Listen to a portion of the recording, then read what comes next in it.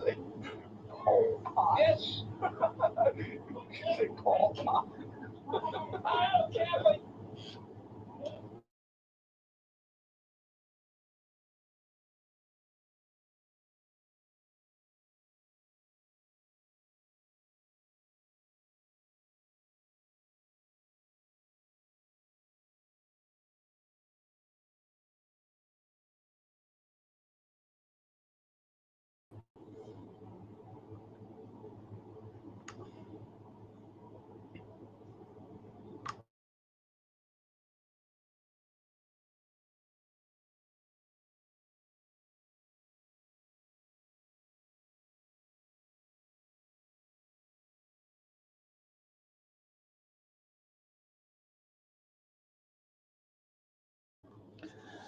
Good evening, everybody. I'll be with you momentarily. I'm going to put out this link out onto Twitter. So I'll be with you momentarily.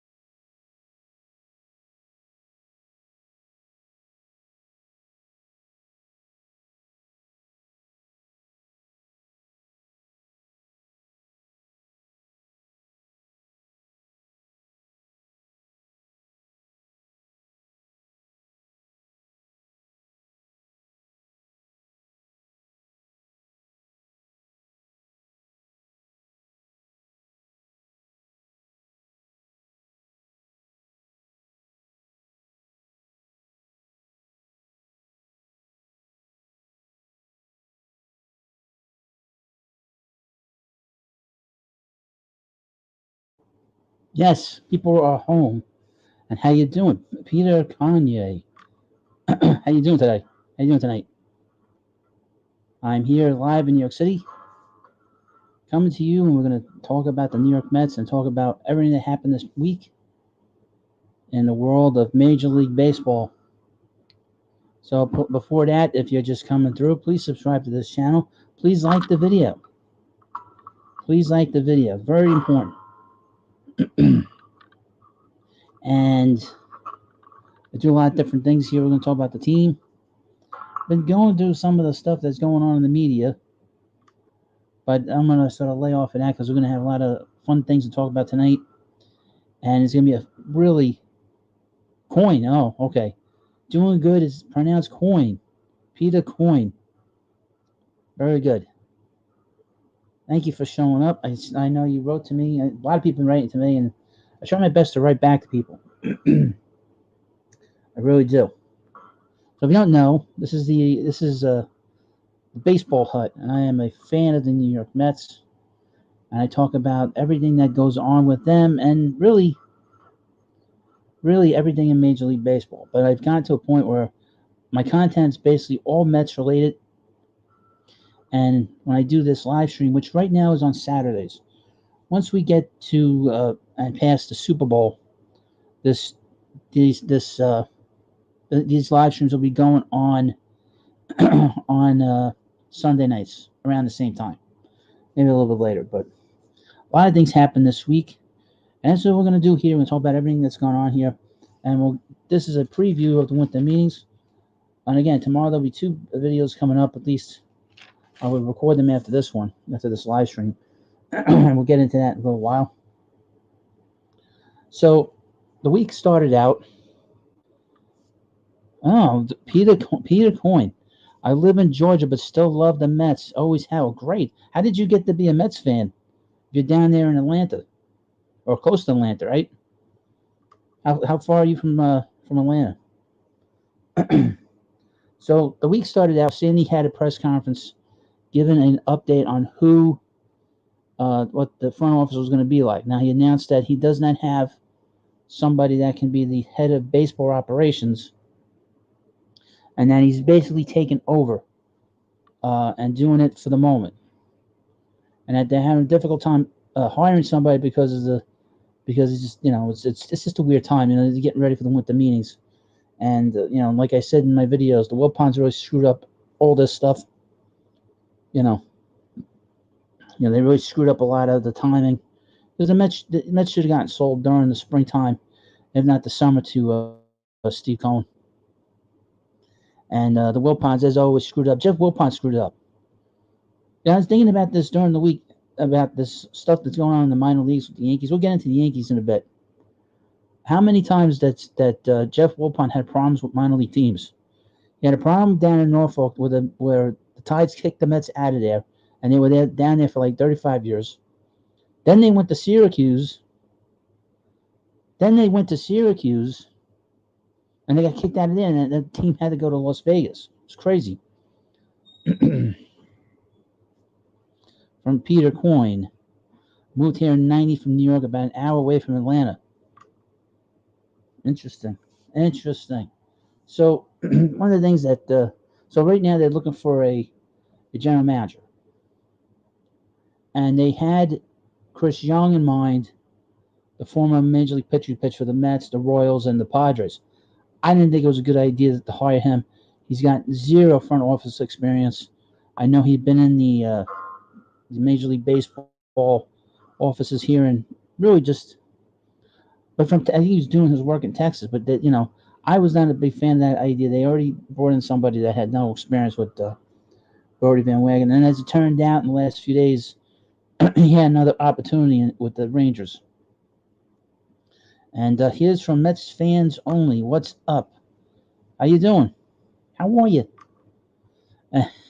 And well, he didn't want to be here, and he got the job, and he lives in Dallas, so he has that job down there, and he's the general manager of the Rangers. Now, I did a video this morning talking about who do you think from Mr. Gaming, who do you think is the best Met player ever? Do you have to ask that question? That is like the most obvious answer. There's only one answer. I'm going to put it in the chat. There's only one that is the greatest Met, and it's not even close. It's not even close. And it's Tom Seaver. Nobody's even close. So I did a video on Billy Owens this morning, who is the assistant general manager to the Oakland A's. And I guess they've interviewed him to be the general manager. He should have gotten a job a while ago. He'd been up for the Giants. I think he was up for the Dodgers job. If the Mets hire Billy, I will do a video talking about his background. And very hardworking guy from what I read. He's a beat the bushes type of scout. He got a similar sort of background in terms of going all over the place. In terms of going to the Dominican Republic and all these different places. He recommended Yoenis Cespedes to the A's to sign him to a 3-4 year deal, whatever it was, and he hadn't played in the majors, and he just came over from Cuba. So before we get any further, please like this video, and if you're coming through, please subscribe. This channel is going crazy, and I wanted to continue to go crazy, and in fact, been doing these live streams since Halloween evening, and this is the 6th week in a row we're doing these live streams. This is the most that I've had in the stream, so I want to thank you all for coming in. We got to get Dio. Dio is not going to come. Mets fans only. Uh, Mets fans only. The problem is that um, he wants to be part of an ownership group, which is what Sandy has and what Sandy is. And I don't see that happen. He's going to take a year off. From STEM 50, has MLB decided yet on how many games will be played? It's still 2020. We're still in December. We're still in December. But one of the things that Sandy had talked about was that he didn't want to trade the young players that the Mets have. In particular, just go through the names. I read them last week. Ronnie Mauricio, shortstop. Francisco Alvarez, catcher. Brett Batty, Matthew Allen, Josh Wolf, and JT Ginn. Those are the big prospects the Mets have. The big prospects the Mets have that are young, but they're many, many years away. Most of them are 20, 21, 19, and they missed a year of no minor league baseball. But I think some of them were in the summer camp that was part of the Brooklyn team. So those are the guys he's trying to protect. And what's my train of thought? So he wants to really, they want to put all the money into the free agency. And you saw some of that stuff with Trevor May. And I'll have a video on Jake Odorizzi tomorrow. And we will see. 4 or 5 months from now is a long time now. So I'm not worrying about the virus. I think we're way past that at this point, quite frankly. But what we have here with the Mets farm system is not very good. So they're going to do the thing where they're going to spend some money, but they're doing I guess they're kind of going to do a thing where they're pick and choose who they get. Here's from Mets fans only. Are we going to get Bauer? I've said in my videos. I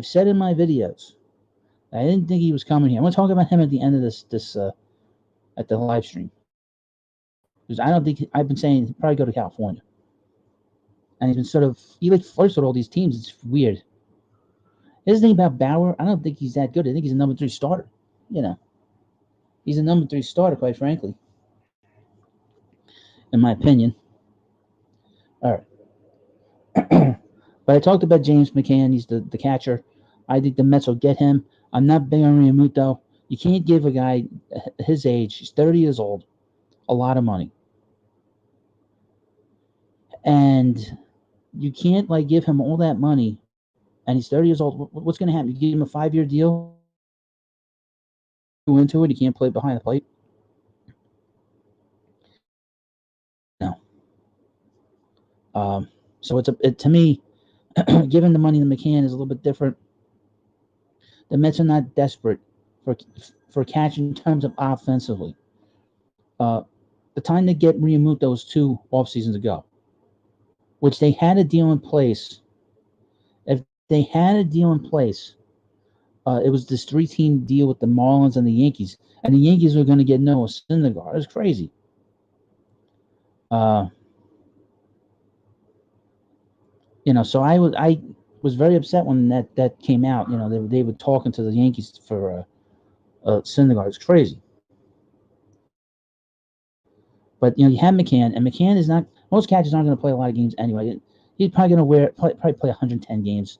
The thing is, if they sign him, they have to make sure the backup is good. They have Tomas Nido, who's played he's had his moments of being good. His defense is okay. All right, and the problem is defense. But offensively, he's all over the place. If he can improve, and I think next year we're going to have the 26-man roster, so maybe the Mets can carry a.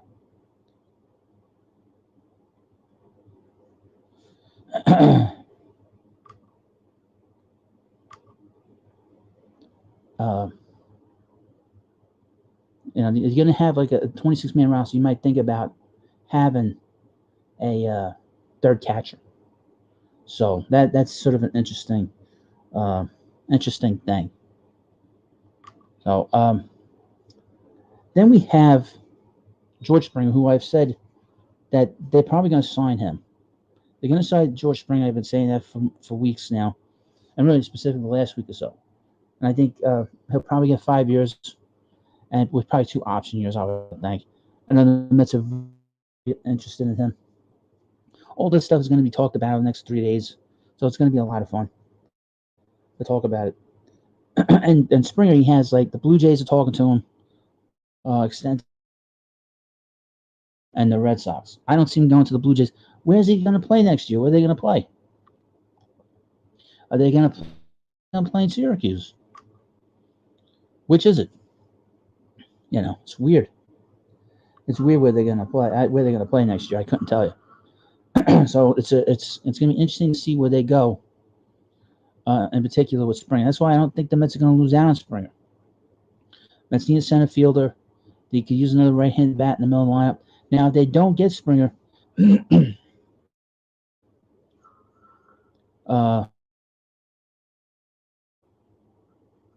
I would think that probably Jackie Bradley Jr. probably next on line. The only thing about Jackie, he's a left-handed hitter, and he's not a good hitter. And that means you might have to keep Nimmo. So I don't know. Roy Springer is the guy that you want to have, quite frankly. Anthony Jones. How about Gary Carter joining the Mets in '85 at age 31? Here's the thing about Gary Carter. He was always the best player on his team.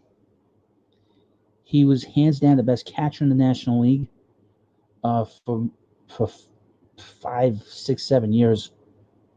He was a big power hitter, and they only got two great years out of him. They only had 2 great years out of Gary, and then his numbers started to decline. You know how you can tell when these catchers that they're great power hitters start to decline?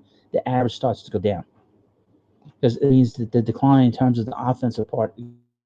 Same thing happened with Piazza. Piazza was the same thing. They got Piazza when he was 29, and he turned 30 in that September. And his decline began in 2001, 2002. The batting average started to drop. But those guys are different in terms of production. Realmuto is not a number 3 hitter or a number 4 hitter. So from Vlad, Realmuto isn't wise to eliminate Metting. Where else would he go? Exactly. And I don't think the Phillies are going to bring him back because they can't afford him. I think they're going to be trading some people. From Steve C. What do you think of Cano and the PEDs? First of all, it's terrible. Second of all, the Mets shouldn't have made that trade knowing that he was coming off of PEDs in 2018. And then you trade your 2 best prospects. You just drafted this kid Kelenic and they dealt him. And then they traded Justin Dunn, who's pitched in the major leagues the last 2 years. It was ridiculous at the time. And it looks even worse now. Terrible. All right, so we had the non-tenders this week. So a couple interesting things. Steven Matz got tendered a contract for $5.2 million. Miguel Castro, I was surprised they brought him back. He got tendered.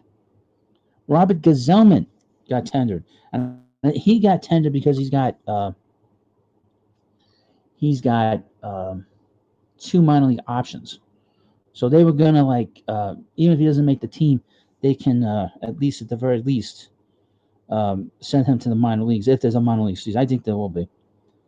And then the players that were non-tendered was Chasen Shreve, Ariel Gerardo, Paul Sewald, goodbye. I had enough of him. And Nick Tropiano, who they brought in the last few months right after the season, and they let him go. I don't know why some teams do this. They bring in guys and they get rid of them. It might have been a Bullpen thing. I don't know. But like I said before, Chris Young is out as the Mets GM. He's the GM of the Rangers now. And let me ask you: did you really want to see Chris Young be the general manager of this team? Other than being 6'10", what what is his number one criteria? You know, I mean, I can't come up with anything that he's done in uh, in the front offices. You know, and then we had this weird comment by Andy Martino saying that the process is more important than winning a World Series. A World Series is fine. That's okay. That's the ultimate goal. But it's all about process. The Yankees don't do process. And the Yankees are all about process. The Dodgers are about process. The Rays are about process. Process. The Rays did not win. Hasn't ever won World Series. The Dodgers have won one World Series in 32 years. The Yankees haven't been to the World Series in 11 years. You know, and those aren't good examples. The model teams are the Red Sox, who've won 3 World Series from 2004 to 2018, and the Giants won 3 out of 5 years from 2010 to 2014. For Mets fans only, I wonder how long till Andy is fired. Andy's not getting fired. He's part of the club. He's not going anywhere. But he is, and I think it made him very upset because they didn't want to talk about it on SNY. He was on last night on SNY. They didn't even mention it. And the interesting thing about it was that Sal Licata, I guess he has his own podcast, and he talked about it. He defended him. I was driving home, listening to the fan, and Anthony DiComo disagreed. He's like, it's all about winning championships. From Vlad, controversy delivers ratings. No, it was just a dumb comment. That was just a dumb comment by Andy. It was just ridiculous. I mean, he's trying to make it seem like that the Mets don't know what they're doing. And I would want to point out a couple of things. I said this a couple of times in my videos about Sandy. Sandy got the job with Oakland in the 80s. He got the job in 82. 83, became the manager. I meant the general manager of the Oakland A's. And from 88 through 90, his Oakland A's went to the World Series. He got them to 88. He put the team together. He drafted Canseco, McGuire, brought in Eckersley, made Eckersley into a Hall of Fame pitcher with the La Russa. He brought in Carney Lansford. He drafted Walt Weiss. And later on, he brought in Dave Parker, Don Baylor, Ricky Henderson. You can't forget about Ricky. And, it's... so those years, they won in 88. They won the World Series and they played the Dodgers. But once they got beat by Gibson in Game 1, they weren't going to win that World Series. Anybody watched it knew that series was pretty much done. Even though they came back and they won Game 2 of that World Series when Canseco hit the grand slam, they weren't winning that series, and they didn't. Then 89, they won the Earthquake Series against the Giants. They were still going to beat the Giants. They were a great team that year. And then in 90, they played the Reds, and they got swept by the Reds. I don't know how they lose to the Reds. And I would point out about the Reds that Pete Rose was the manager on those teams all those years, and they never won anything. They always finished in second. And they never won. And then the year that he was gone, they won series. And then and then they went to the playoffs a few times, and the numbers in 1989, 99, 1990, 103, and then in 92, 96 wins. And then he went to San Diego in 2005, and 2006 he had League Divisional Series. In 2006, he brought in Mike Piazza. He was his catcher. And then, of course, you can't forget about the Mets getting to the World Series in 2015. But a lot of those years were not good years. We're going to see how this works out this time around. Since the Wilpons aren't here, he's going to be left to his own devices. Whatever goes, whatever Sandy wants, he's going to make it happen. All right. Let's read the chat a little bit. From Steve C. Are the Mets still interested in Lindor? I don't think so, because in the beginning of this past week, Sandy had said he wasn't trading any of his prospects. And it makes sense. Like I said earlier, I'm going to go through some of these names that were put in trades the past 2 years by Brody Van Wagenen. This is starting 2 years ago.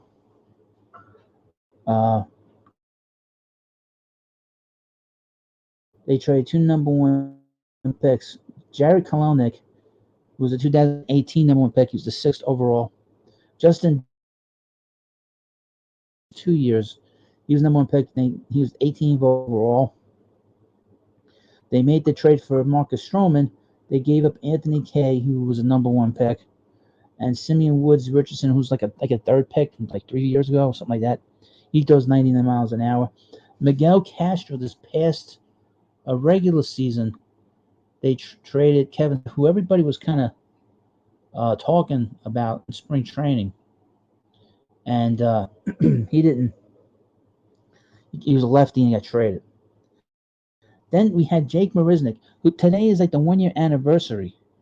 Today is the 1 year anniversary of the Jake Marisnick trade, and 2 players were traded in. Kennedy Corona and Blake Taylor, who pitched and they got them sent them to Houston, and Houston went to postseason this past year, and Taylor pitched in 8 postseason games, and he pitched rather well.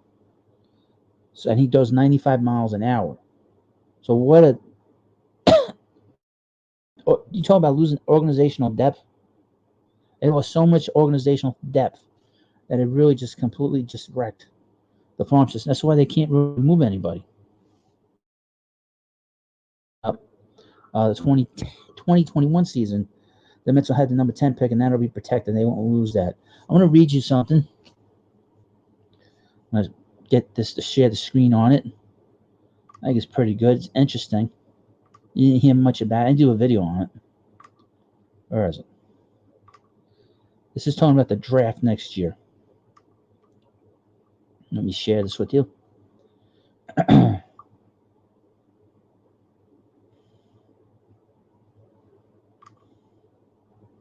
See if I can get this up.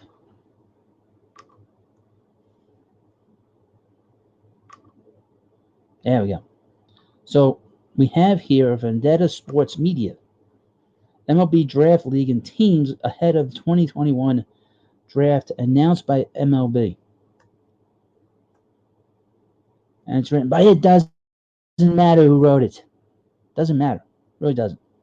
Major League Baseball announced Monday the creation of the MLB Draft League, a competition created for players to showcase their abilities ahead of the draft.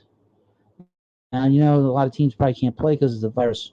So this is a very good thing to do. The league, which will feature only draft-eligible players looking to gain exposure, will have a 68-game season with an annual All-Star break.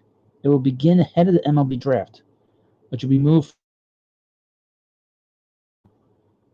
The reduction this offseason followed the expiration of the professional baseball,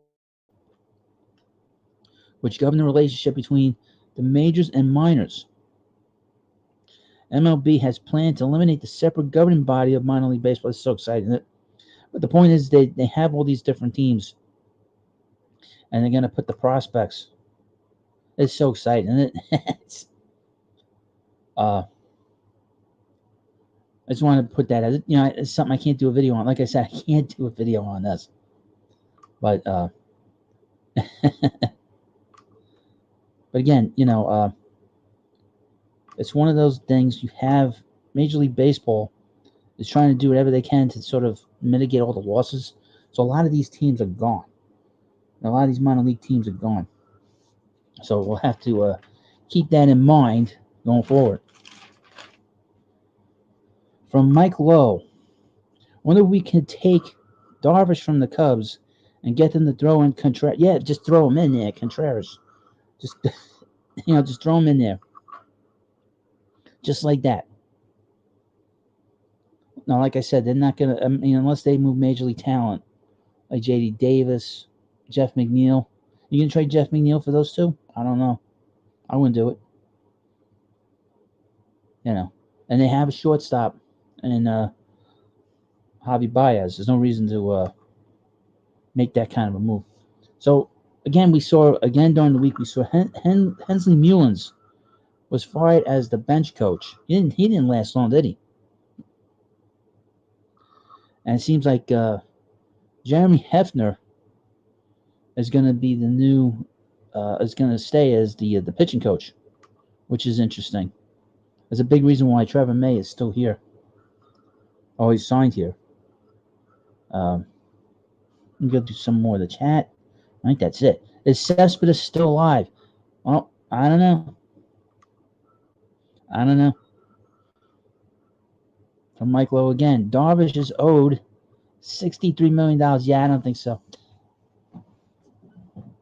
I mean, I know the Mets got a new owner, and he's not going to care about spending money, but I wouldn't do that. That'd be crazy.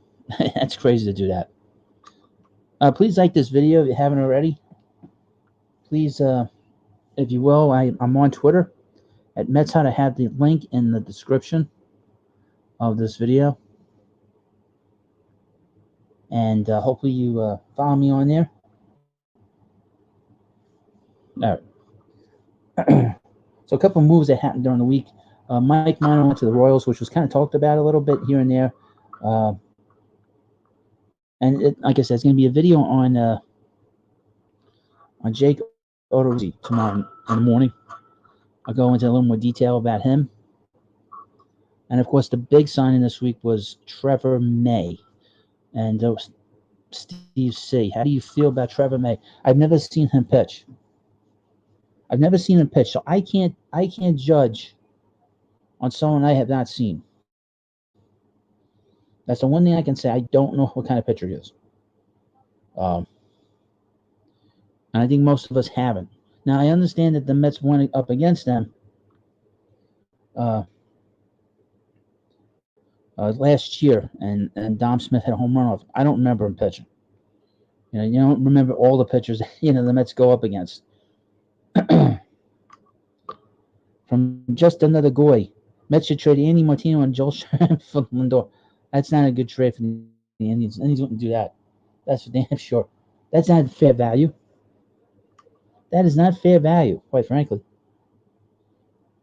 Well, let's talk about the state of the Mets bullpen, which is not very good. It's still not as good as I'd like it to be. Now, I'm pretty harsh on Edwin Diaz. He had a terrible 2019. He gave up 14 home runs late in the game. He blew so many big games, every big game. He must have blown every big game that he pitched in. He was worse than Armando Benitez. Benitez would always blow the games in late August to September and October. This kid, he blew every game that was big. And this past year, he walked a lot of batters. I mean, he struck out 50 batters in 25 innings. But at no point did I feel comfortable with him. He walked 4.9 batters per inning. That's crazy. Per 9 innings, that's crazy. You're not going to win that way with your closer walking that many batters. And he's not Mitch. He's not Mitch Williams. I mean, just to use an example, an old example. Mitch Williams wasn't afraid. Now there's a little bit of fear with Edwin Diaz. Jerry's Familia. He's getting up there in age, isn't he? He's got one more year left on his contract. Now I was not unhappy that they brought him back 3 years ago. But he's really pitched rather poorly since he's been back. He pitched terrible in 2019. He pitched terrible this past year. Very inconsistent. Walks a lot of batters. When he came up, he walked a lot of batters, but he was able to sort of get a hold of that. And Chasen Shreve, Steve C. Mets should have tended Chasen Shreve. I agree because he's a lefty. He's a lefty, and they let him go. Maybe they'll resign him. Maybe they will bring him back in some capacity, maybe to a minor league contract. I was very surprised they did that, quite frankly. Jarrett Hughes, who's a free agent. He's mediocre at best. What a weird guy with the eyes popping out of his head. What a strange fellow. Justin Wilson, who is a free agent. I don't know if the Mets will bring him back. I don't know. He's been kind of spotty. He's been hurt a little bit. I don't know about that. Seth Lugo. Now, what are the Mets going to do with Seth Lugo?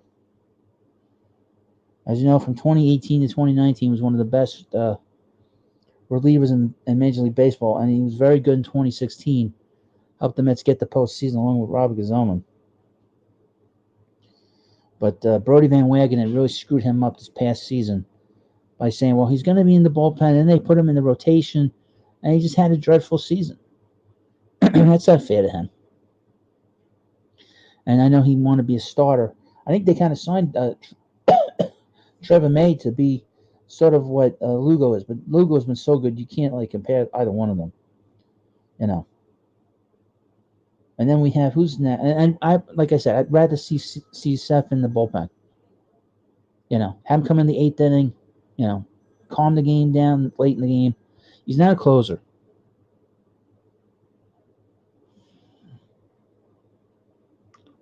From Mike. You guys are so confident we're getting Springer. Don't be so sure with Sandy here. That's happening.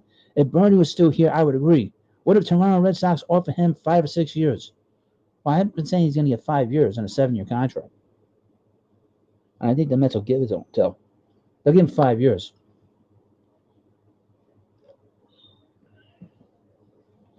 Sandy only does 4-year deals. And Cohen said he's going to let their baseball people do their jobs. Hey, if Sandy thinks that's what they should do, that's what they're going to do. What are the chances, this is David Perez, what are the chances of signing Liam Hendricks and making him the closer, put Diaz as the setup guy? Liam Hendricks has pitched for the Oakland A's. Stay away from him. Any player that's coming from the Oakland A's or Tampa Bay Rays, you run away from them as fast as you can. You run away as fast as you can from those players. Because if they've let them go, that means their value is shot. It's gone.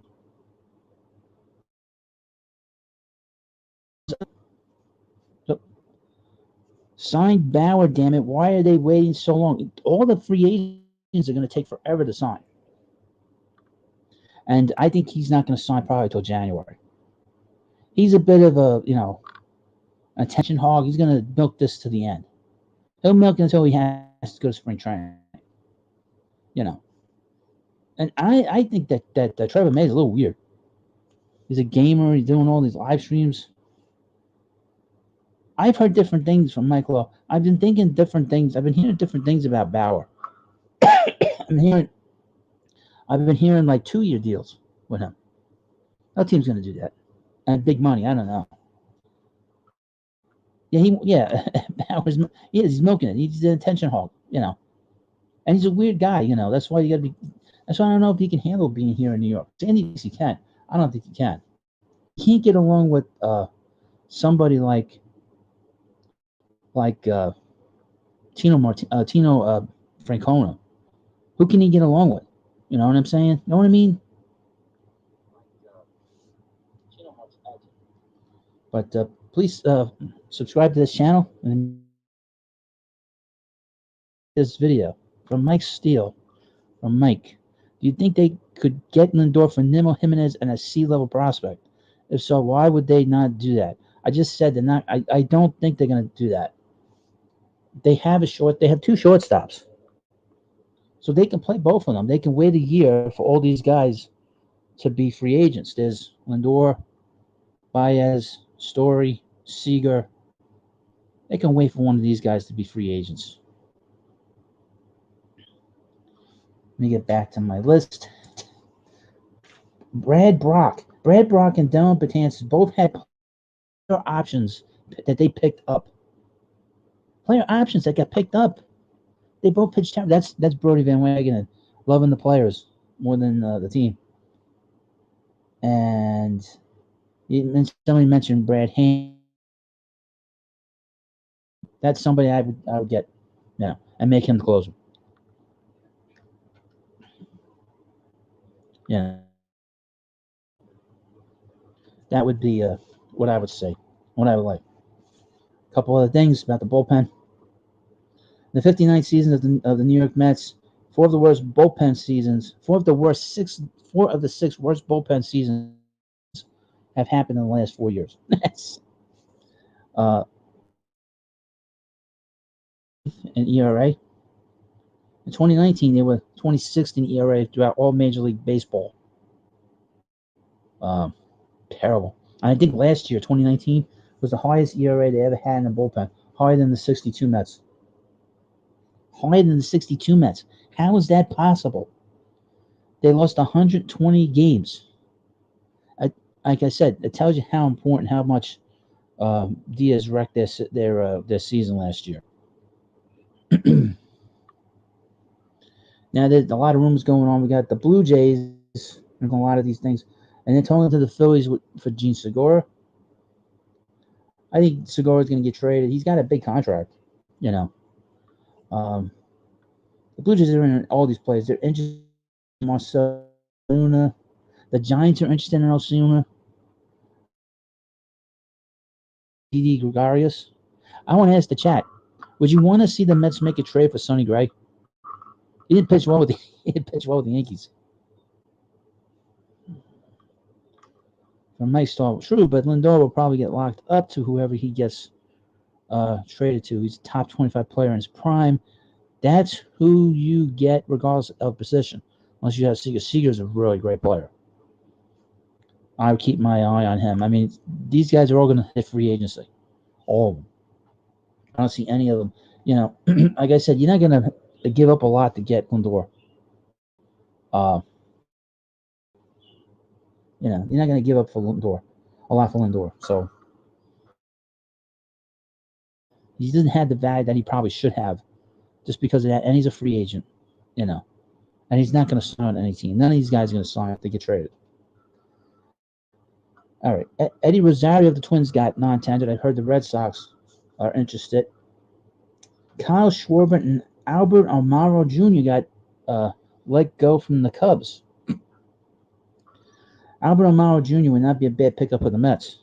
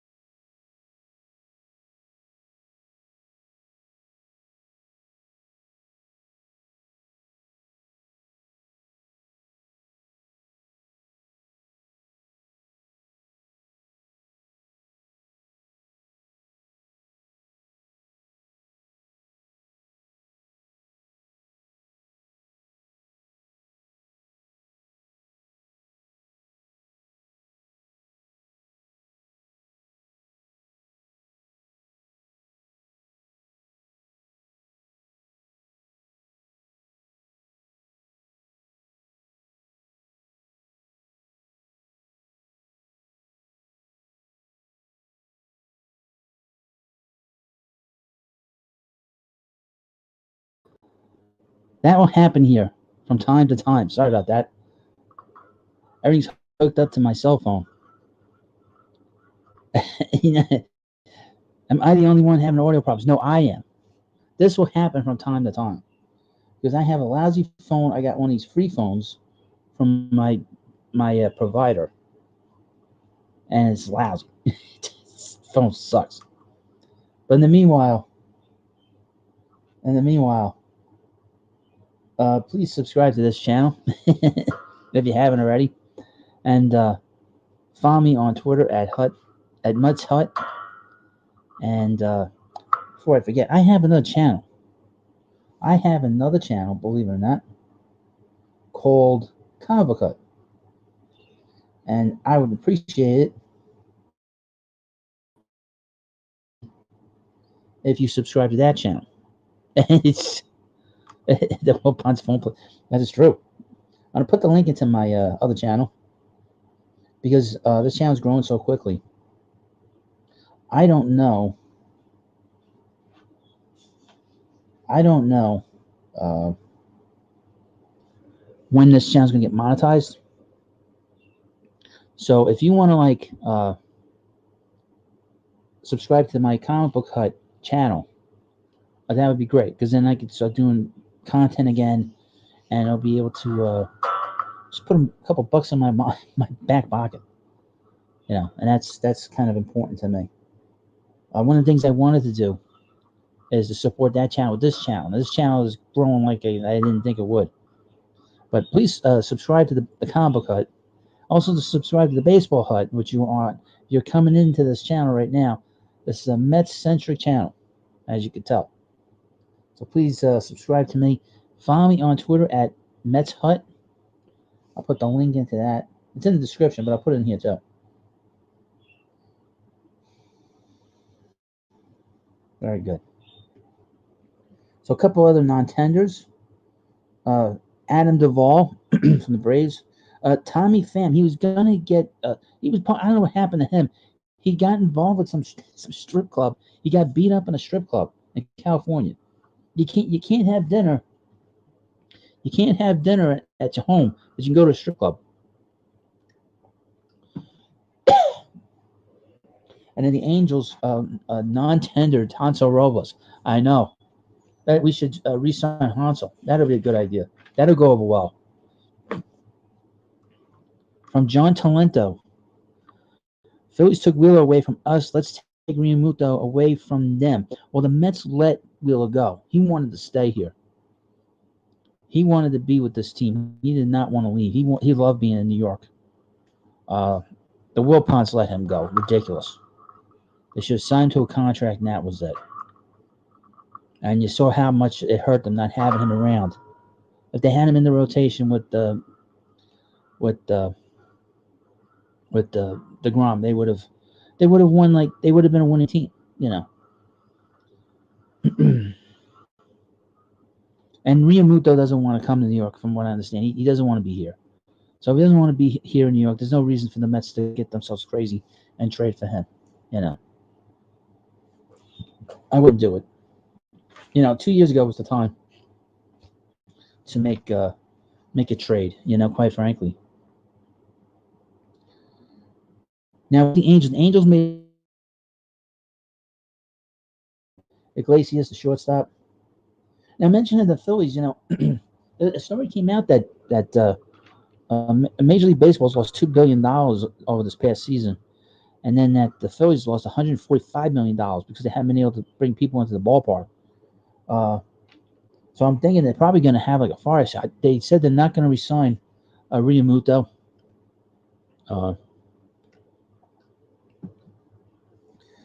I would think that and they're going to trade Gene Segura.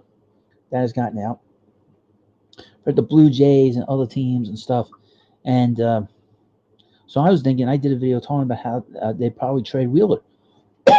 They trade Wheeler, and you'll have teams line up for him. Now he has a lot of money coming to him, $90 million. I think the Mets should look into it, but they might not be ready because they don't have enough farm to trade it. And I don't know if they would make that kind of trade in the division. But I would point out Sandy's already traded for him once before, by the way. Now there was some other non-tenders that came out this week.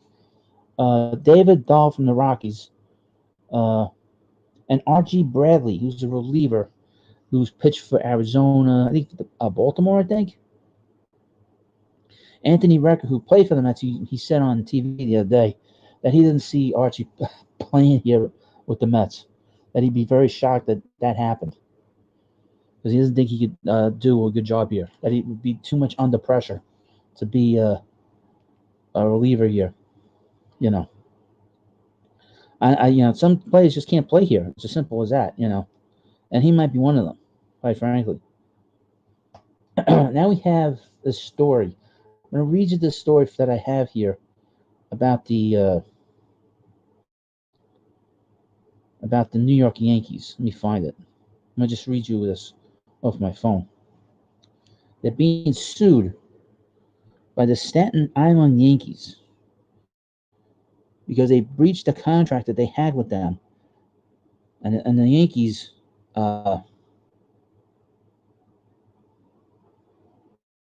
this is a statement from the Staten Island Yankees. The Staten Island Yankees are ceasing operations and filed a lawsuit seeking legal remedies. The New York Yankees announced on November 7th, 2020, that the Staten Island Yankees were no longer part of the Yankees minor league affiliation structure, even though the Yankees had made repeated assurances we would always be a minor league partner.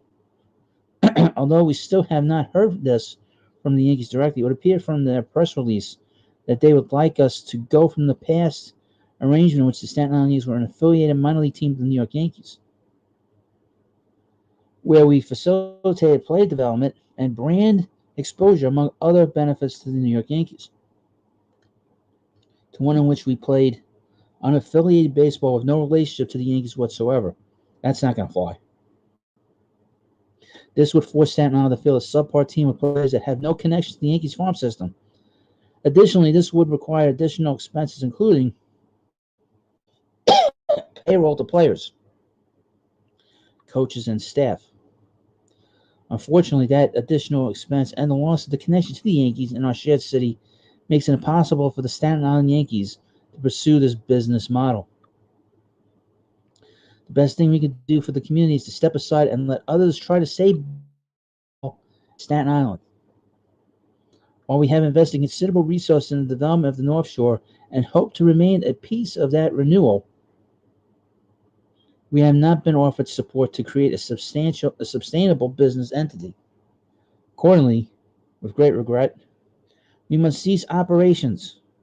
Earlier today, we filed a lawsuit against the New York Yankees, who I would point out, when the Yankees lose and the Mets win is a good day, and Major League Baseball to hold those entities accountable for their false promises.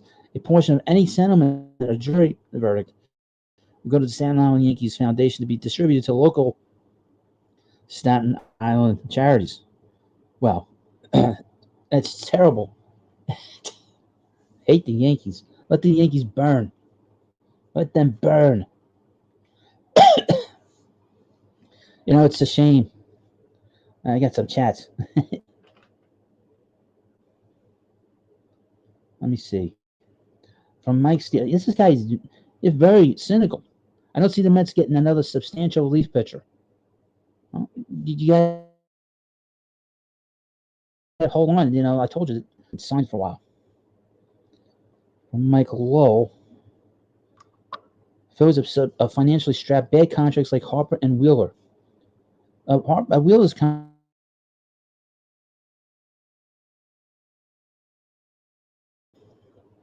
people continue to say that the Mets won't make the playoffs because they always perform under expectations. From Cole, Wheeler has been way more than worth it. He is a good pitcher, and he's really improved greatly.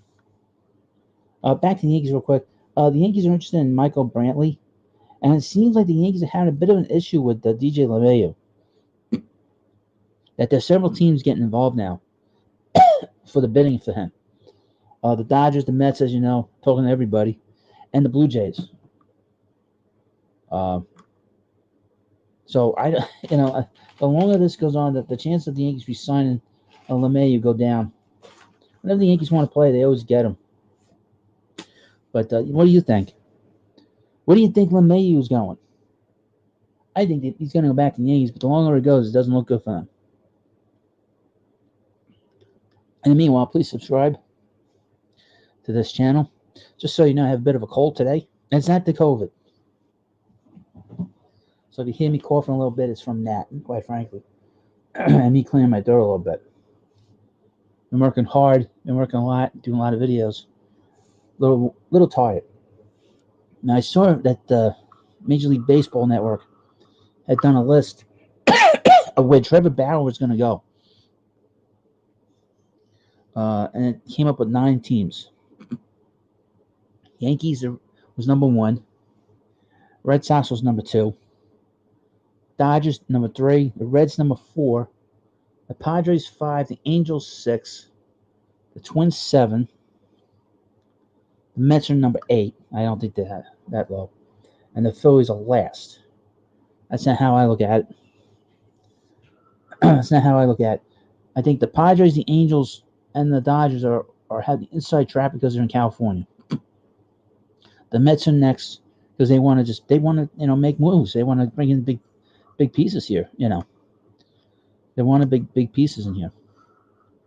Then the Red Sox. I don't see him going to the Yankees. I put the Yankees 6 on this. He doesn't get along with Jared Cole, and they're not going to make that move and have him fight with Jared Cole. They're not going to do that. Number 7, I see 2 teams, the Twins and the Blue Jays. Blue Jays are in on everybody because they got a young team. They're probably getting close to winning. They need to bring in some pieces. But I'm very surprised they're doing anything, talking to anybody, quite frankly, considering how much they don't know where they're playing next year. The Reds, I see the Reds signing him. Why did they say that the Reds will be 4th on that list? I don't get that. And then, of course, the Phillies. The Phillies, they're not going to do that. The Phillies aren't doing that. That's for sure. So please like this video if you haven't already.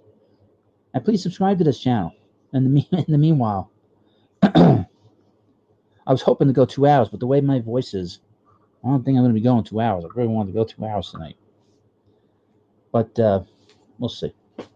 But we have the 5 needs. I saw this online. The things the Mets need to get that could really help them going forward. Well, they need GM. Need a general manager that's going to make all the moves and take all the heat from Sandy and from the media and just sort of be the go-to guy, the face of the organization. Billy Owens, I'm hearing, he's a assistant GM for the Oakland A's. I know they talked to him. His name's been out there.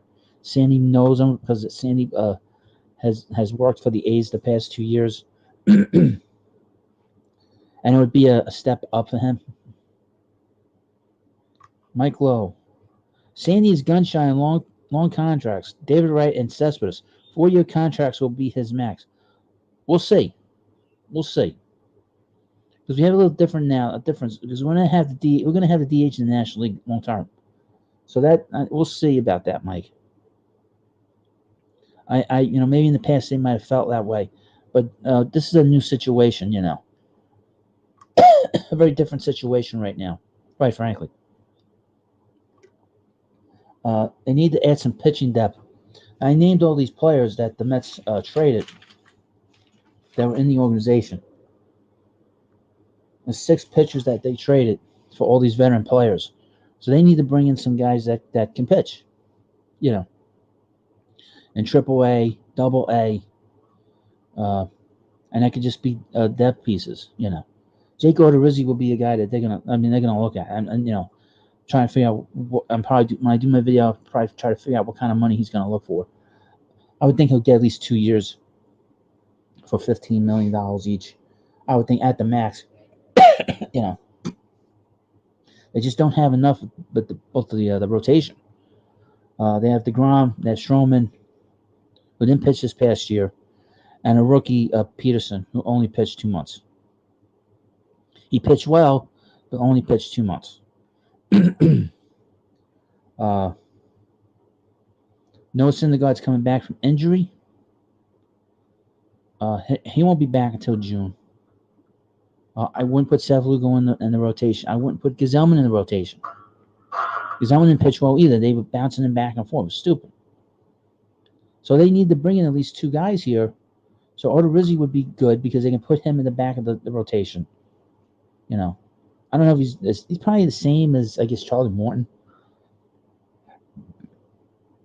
He's a little bit younger. and he's good friends with Trevor May, by the way, and he's a big like YouTuber or streamer, just like Trevor May is. So he's a guy we should look out for and look to in terms of just a guy. I think he might be coming here. I know that, like I said, I'll do a video on him tomorrow for you all. Please follow me on Twitter at METS Hut. Sorry about my voice. And Noah, you know, I'll see him come back anytime until June. And who knows if there's going to be, like I said, a minor league season where he can rehab that arm of his. You know, so that's why it's important that they fill out this rotation, thinking that he's not going to be back. So that's important. And of course, they need a catcher. I have no problems with them signing any of these catchers.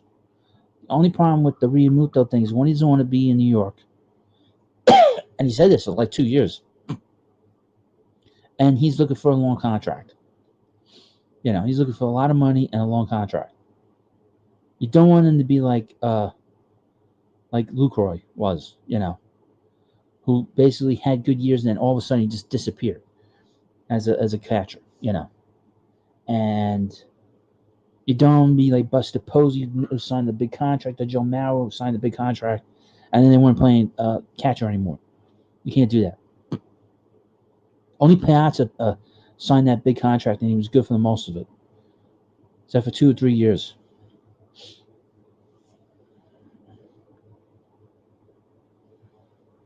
All right, I'm gonna go to Baseball Reference, so we're gonna go through these names a little bit and share it. Okay.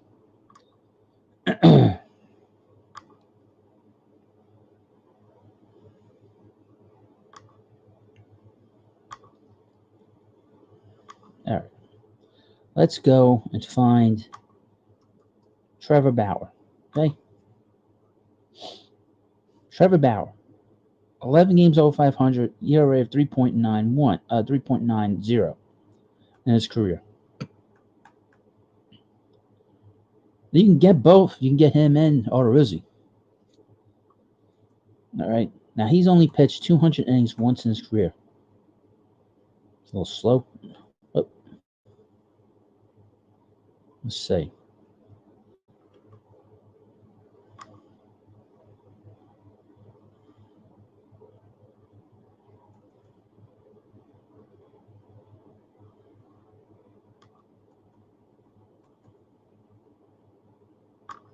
So I'm not big on him because I think that he's a showboat.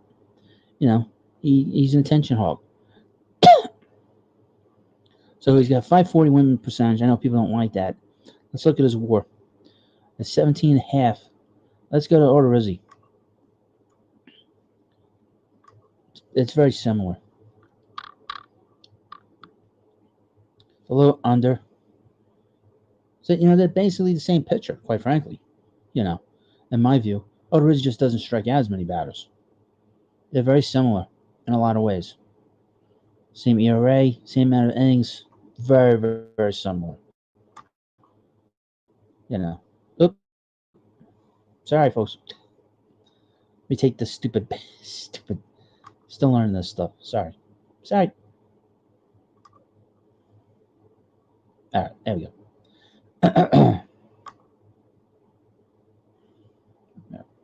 This is Odorizzi.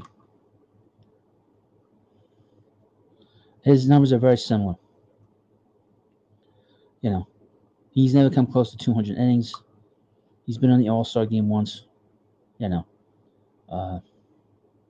very similar in a lot of ways. Except that Bauer has a big mouth.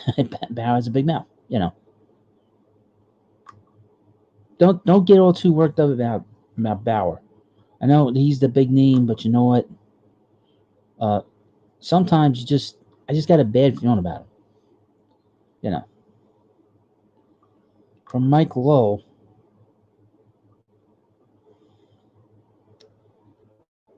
What's going on here? Let's take this down.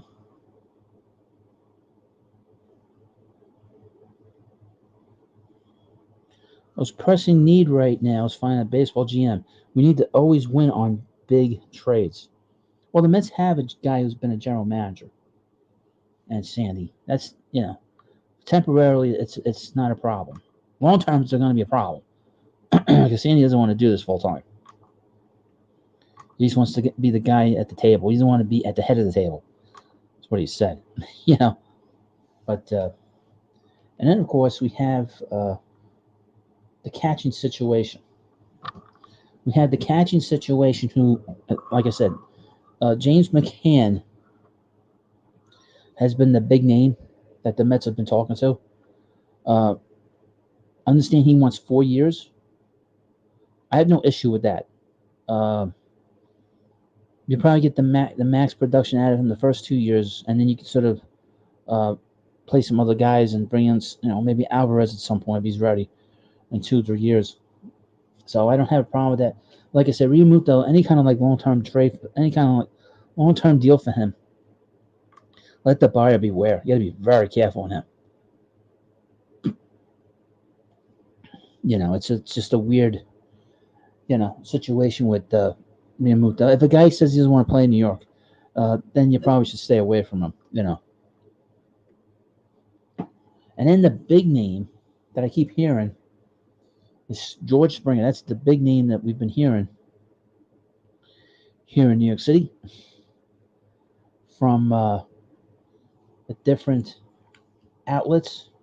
I've been talking a lot about George, and I think that he will be a guy that they're going to sign. I'm saying it. Been very consistent about it.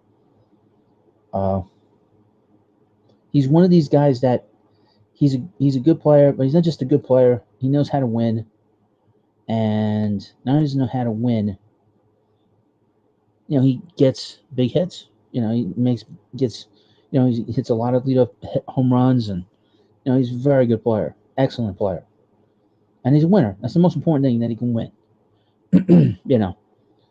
This team, I said, are not that far away. They need a catcher, obviously.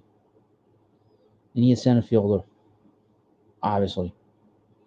They need somebody that can lead off the game. Although they can live with Nimmo, but Nimmo's not an everyday player, I don't think. You have to deal with some warts with him.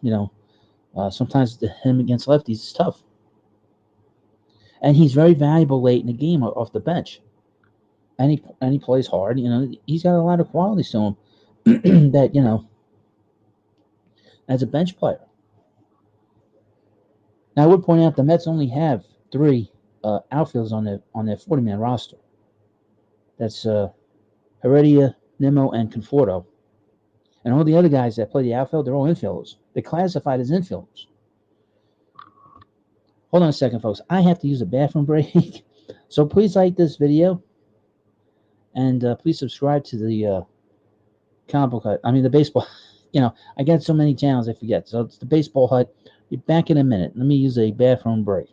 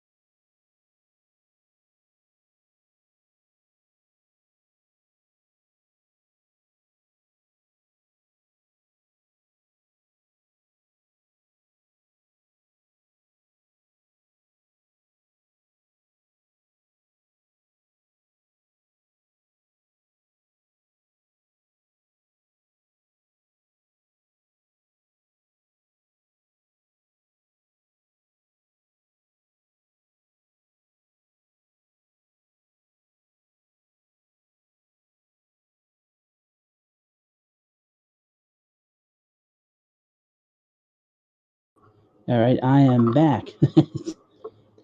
I'm Mike Lowe. Cubs are willing to move Contreras. He's 27 and a superior defensive catcher compared to McCann. Yeah, but I said, and Sandy has said, that the Mets aren't moving any of their young players. That they're going to bring in people off of the free agent market. I mean, the trades are fine, and he's going to be a free agent. He's a free agent after the season. So you can wait for him too, if you want to. But they need a catcher. They can't wait, You got to bring in who you can bring in. But that's not, I like what you're thinking, but the Mets aren't going to do that. They said they're not trading any of their young prospects. They're not doing that. They've said that. So please like this video, and please subscribe to the Baseball Hut. And I appreciate y'all coming by, really. Again, we will be back here on next week, and we'll go through everything that's going to happen, hopefully. All the moves they're going to make during the next couple of days. As you know, winter meetings start on Monday, and they have needs, like I said, need a catcher, need a center fielder, they need more pitching help. They need to figure out what to do with all these infielders that they have, like J.D. Davis and Dom Smith and McNeil. How they're going to rotate all these guys in and out. Hopefully we have the DH in the National League this year. It's very important. The Mets had the DH in the National League in 2021. Then they can play Dom Smith and Pete every day. To me, I'd play Pete every day because his power, he's the best power hitter in baseball. He's got to play every day. Quite frankly. So, and as good as Dom is, he's not the power hitter that Pete is. He's a good hitter, but he's not Pete. And a big reason they played as well as they did in 2019 in the second half is because, Pete was so good, and the lineup was so good, and Dom did not play much in the second half.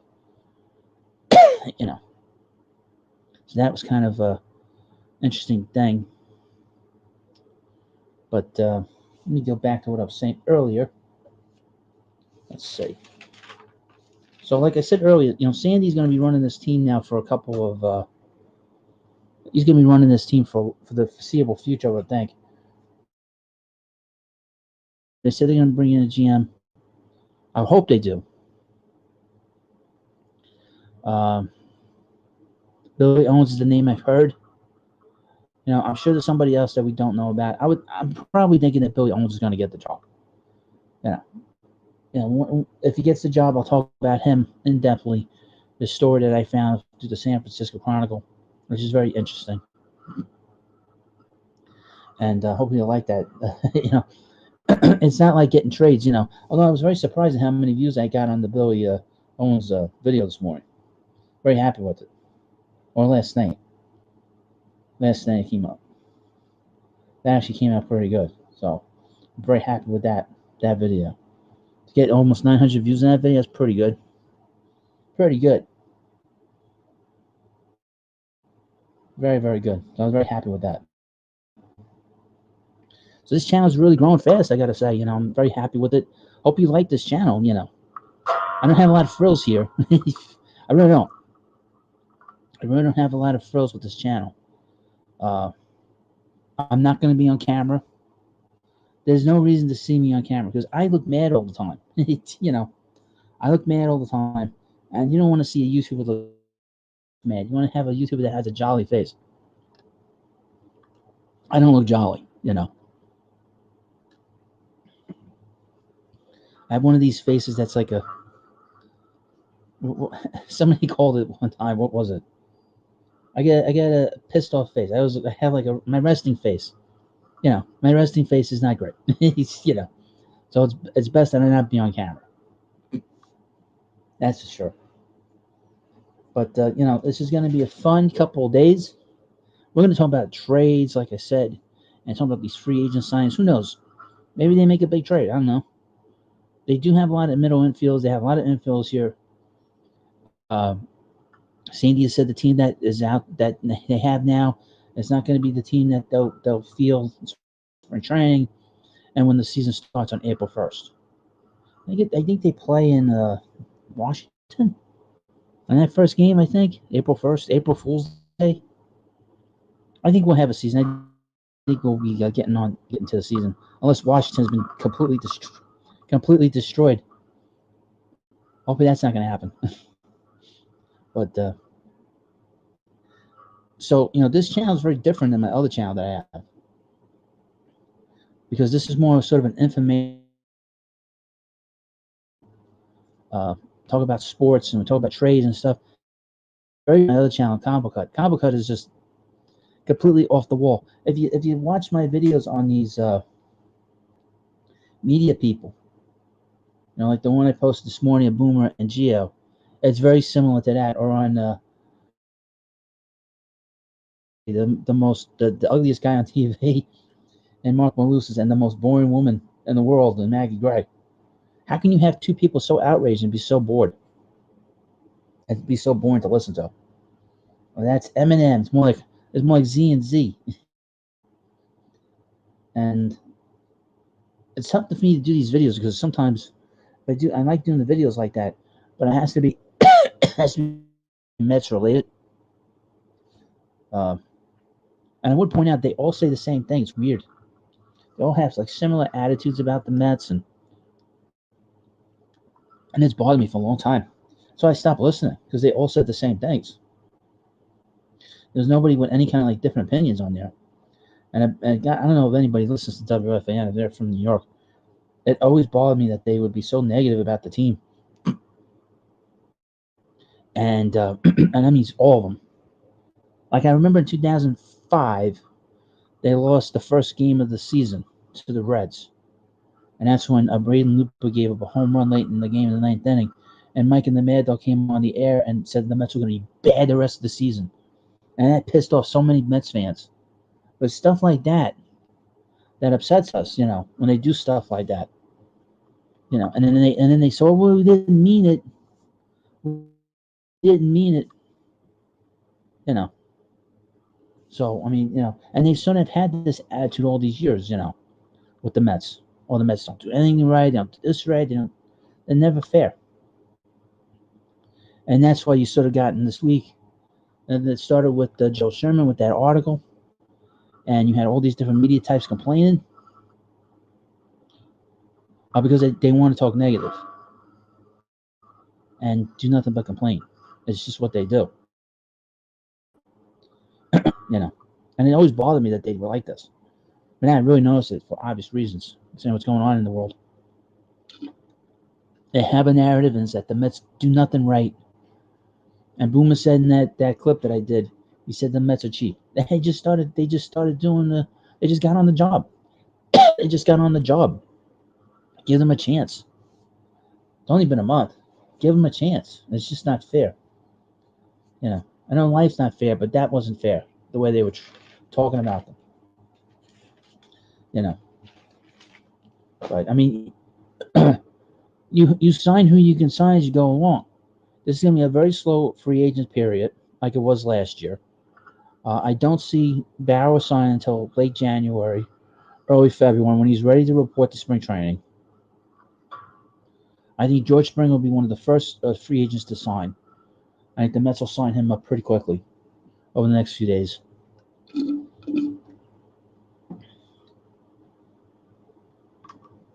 From Paulie F21.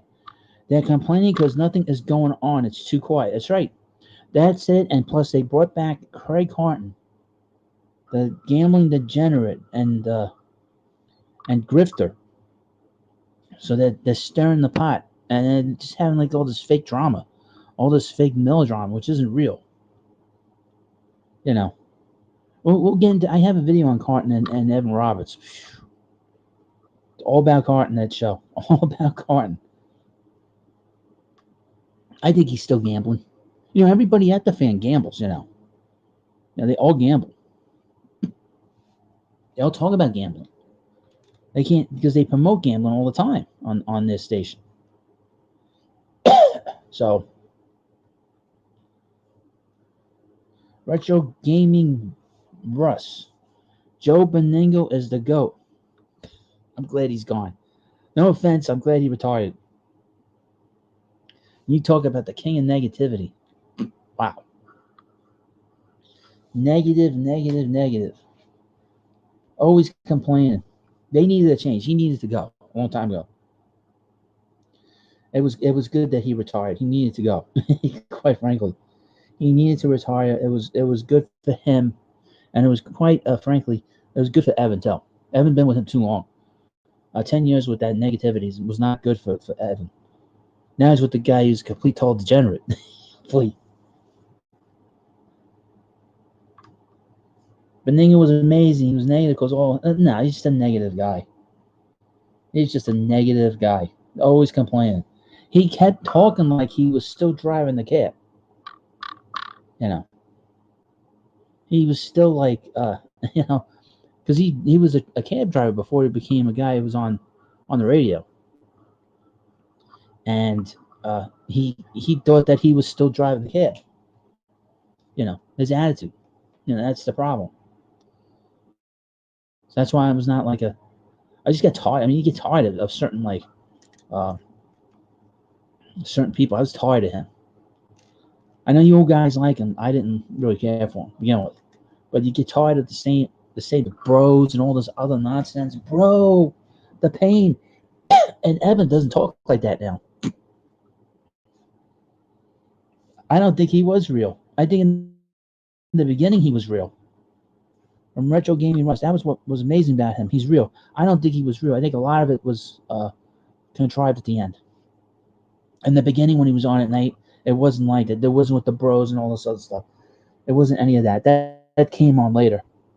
He started as like a caricature of himself, and Evan took on that caricature.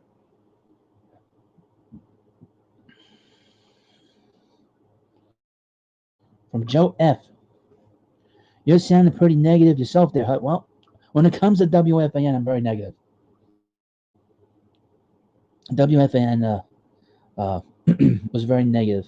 They're very negative force in this city in terms of sports talk. And they've always been, but it's gotten worse over the last 10 years. Retro Gaming. Francesco was annoying, had too big of an ego. That's true. They should have kept Mad Dog and not Francesco. Well, Mad Dog left. Mad Dog wanted to leave. What happened was Imus got fired because of the thing he said and about the Rutgers women's basketball team. And they split up Mike and the dog, where Mike was in the afternoon and Dog was in the morning, and Dog liked being by himself, and his contract was coming up. And then the following year, he quit. And he got a big contract with Sirius XM Radio, and he's been there since then.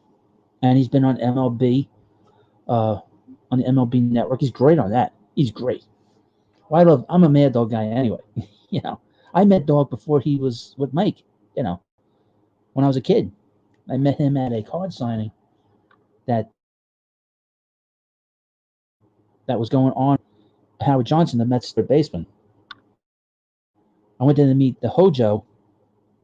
That's right, High Heat. I met Hojo, but what happened was I was waiting online to go into this car dealership and to see, and it said Howard Johnson, Mets all-star third baseman, come meet him and get something signed. And I saw a little thing that said Mad Dog Christopher Mad Dog Russo at the bottom of this thing. Now he's a bigger name than Hojo is now. But I saw his name. I was like, oh, I don't know. And I always was listening to him on the weekends because he was on the weekends. And I was like, what's this guy? They have a very different sound. And he was walking through the crowd through this line, and he was shaking people's hands. And I saw him. I was like completely, totally shocked. My mouth just dropped to see him. I was like, he was a skinny guy then. He's a skinny guy now. But to see that kind of voice was just, was very unnerving From Joe F. I was born and raised in Jersey, listening every day religiously. Love the schmooze. How you be? How you be, Joe F. 2110? Oh, what kind of season are the Metropolitans gonna have?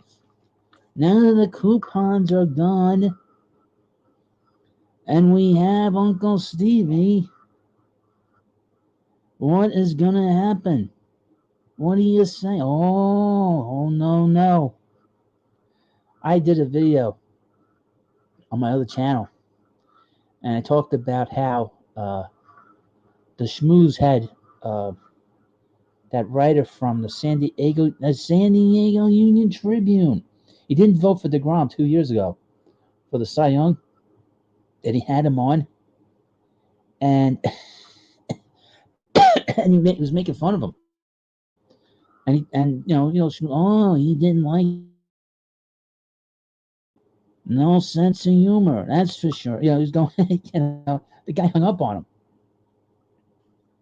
Let's go, Jerome. Oh yeah, Jerome.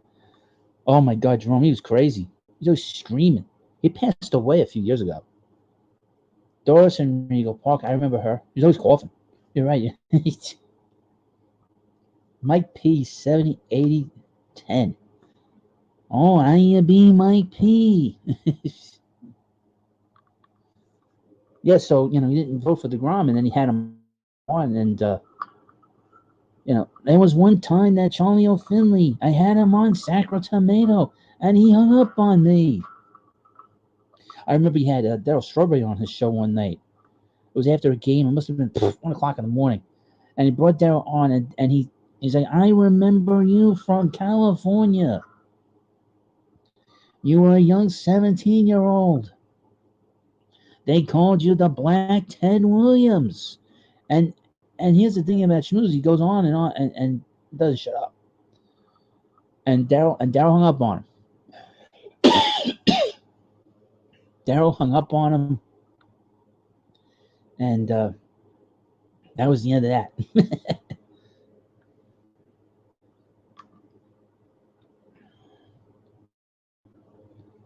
That's Susan Wallman. I don't like Susan Wallman.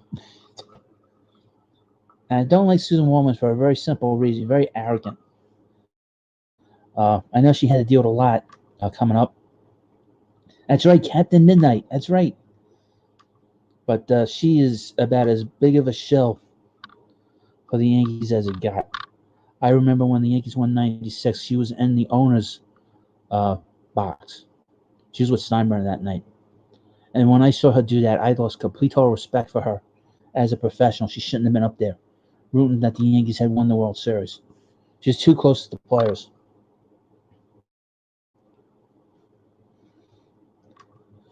From Retro Gaming Russ, I played catcher Shinjo before he got in the Mets. I worked at the batting cage in Manhattan. He was there. He gave me a ball from the Japanese All-Star game. What? Didn't she do play-by? No. What, you crazy? Susan Wallman. She came from Broadway. She was a Broadway singer. Playboy. What, are you crazy? Susan Wallman?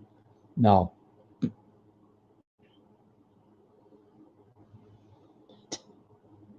Doris from Regal Park. I miss her too. She was sick. That's why she was always coughing. Yep. She's called late at night. She didn't really call the daytime people. She always called a schmooze or a Beningo all the time. How you be? Captain Midnight. He never called himself Captain Midnight, That's sort of the I wish he would go back on it after 12 o'clock. He didn't do that anymore. He's there at night. They got like different people. I don't even know who's there on at night. I was coming home. I heard a JR Prime. What the hell was his name? He's okay. Most of the people on the fan are just boring. Like Mark Malusis, Mark Malusis and Maggie Gray. And really, there's no real like big personality other than Carton.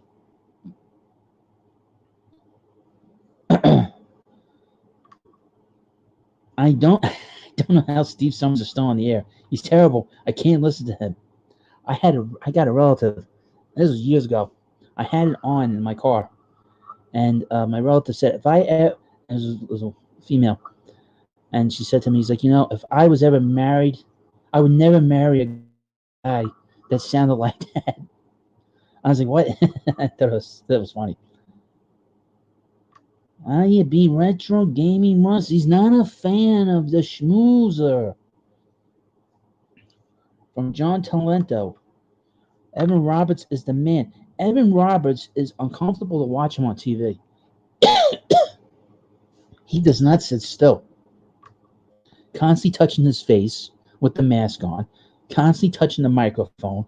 He's on this swivel chair, this red swivel chair. He's got the picture of Steve Cohen behind him and a picture of Abraham Lincoln. What is up with that? What is up with that? Then you see the other side in Carton. He's got a gigantic picture of himself. I have a question. Did Carton ever have to worry about dropping the bar of soap in the prison? Don't pick it up. That's the rule. Retro gaming. Retro gaming are us, like Toys R Us. Oh, okay. Okay. Remember Russ Salzberg? Used to be the schmoozer's partner.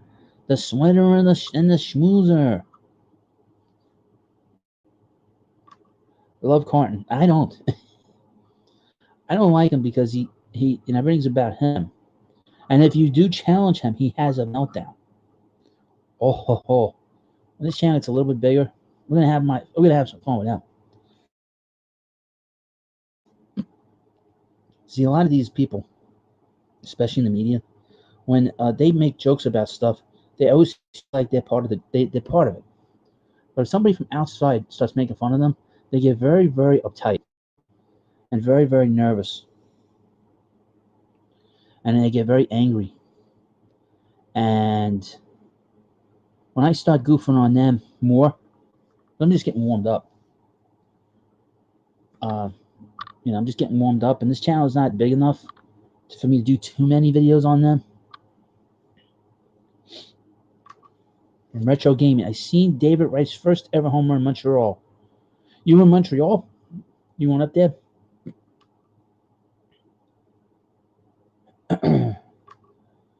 Again, from retro, you guys ever go to visiting ballparks to see games? Yes. I went to a Veterans Stadium.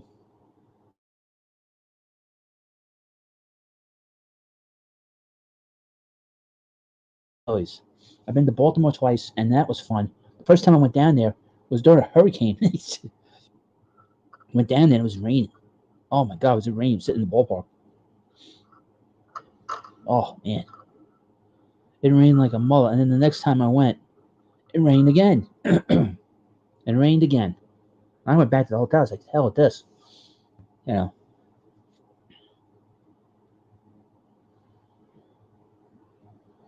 Mets fans only. There's a really good YouTube video on the history of the Mariners. A lot of good stuff out there online. Right now, I have the MLB Network on. They have Joe Garagiola, The Sounds of Baseball. This is the day of the Wright game. We went to Montreal the day of the game and got seats 4 rows behind the plate. It's cool. Hopefully Montreal gets a team again. They probably get a team in about 20 years.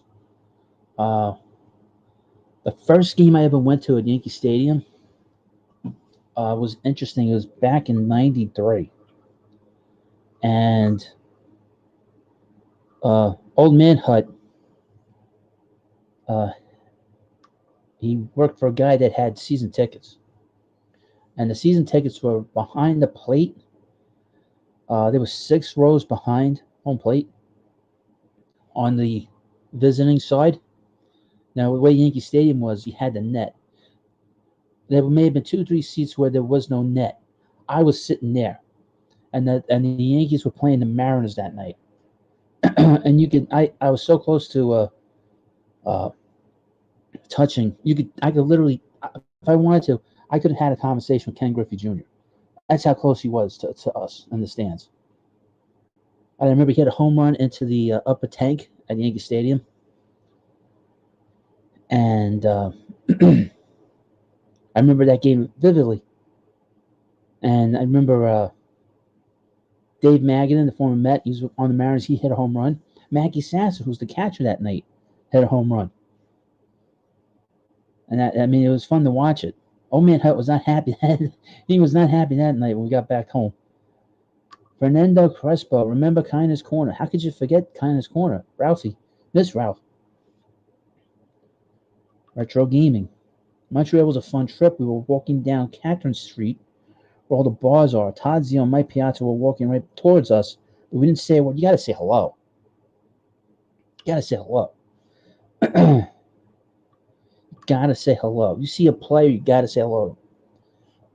Years ago, it was Gary Carter's last year at the Mets, and we were outside the ballpark. A friend of mine, after a game, was late at night, and I stayed there. We stayed there till pretty much everybody left. But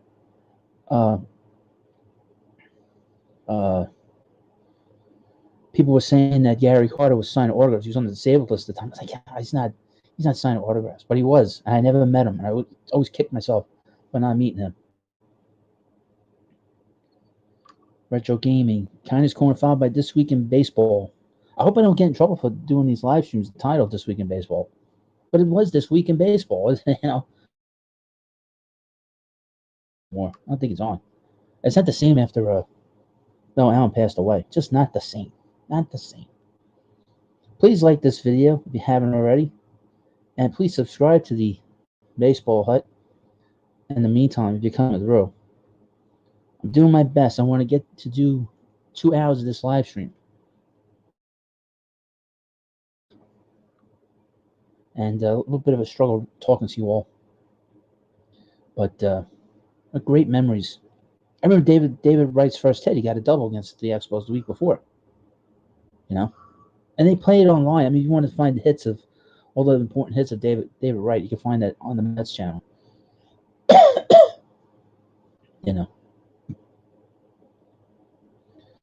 But so this is going to be a great week this week with the winter meetings coming.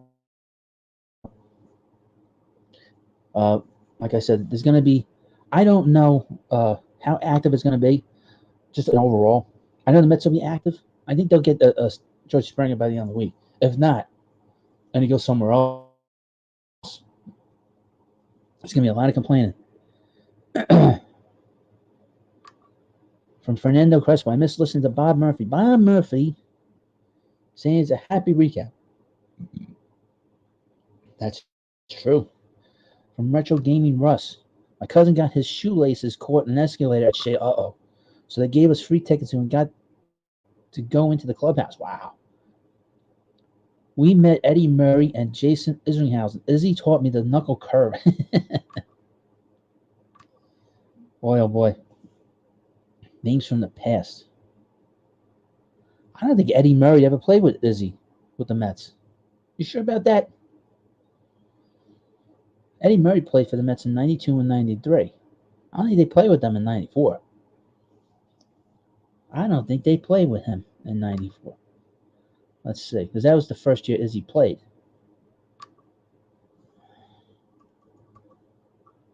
Let's see. Your memory might be a little bit deceiving. Uh-oh. Just frozen on me. Oh, there we go.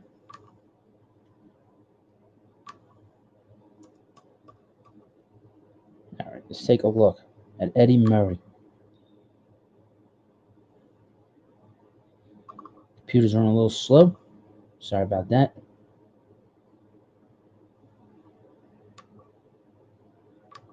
So in the meantime, please. Right, 95, I'm sorry.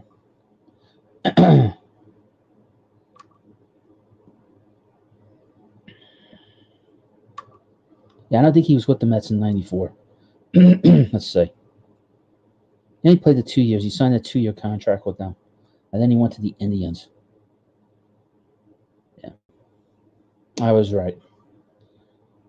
Let me share the screen so you can see it.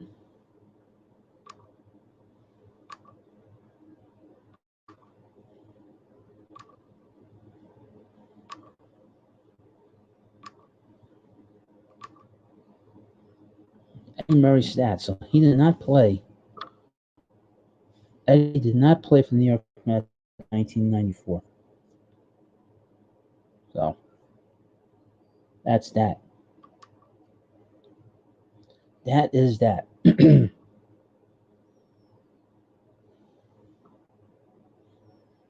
Right. So yeah, I think you might have gotten that confused. You know, might have been a little bit later. I mean, 95, 96. They never played together. Eddie Murray did not play with them. Did not play with Generation K. He was gone by then. He was with the Indians. In 95, he hit 323. Pretty good year. But the guy's 39 years old. He's a great player. Very underrated. Just an everyday.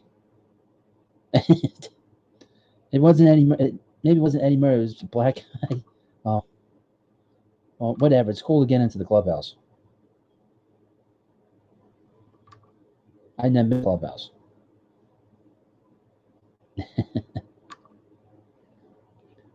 Still a good story. Don't listen to what people tell you. That's still a good story.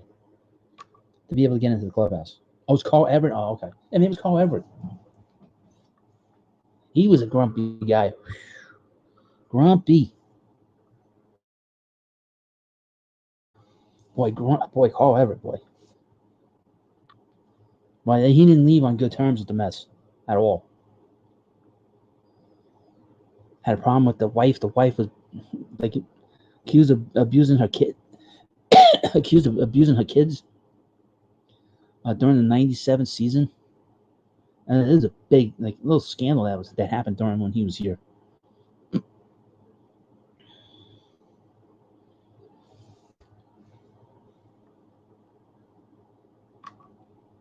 Retro gaming. I played in Shea, 1998 high school All-Star game. Cool.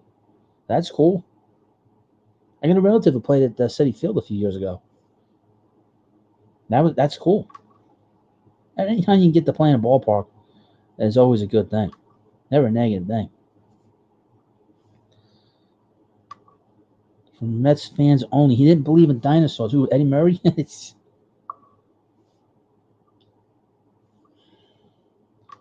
From Retro, pitched 2 perfect innings, but I went 0 for 1 with a hit by pitch. How'd you get 2 at bats? Well, they just take you out and you stayed in the game? Why'd you play after you pitched?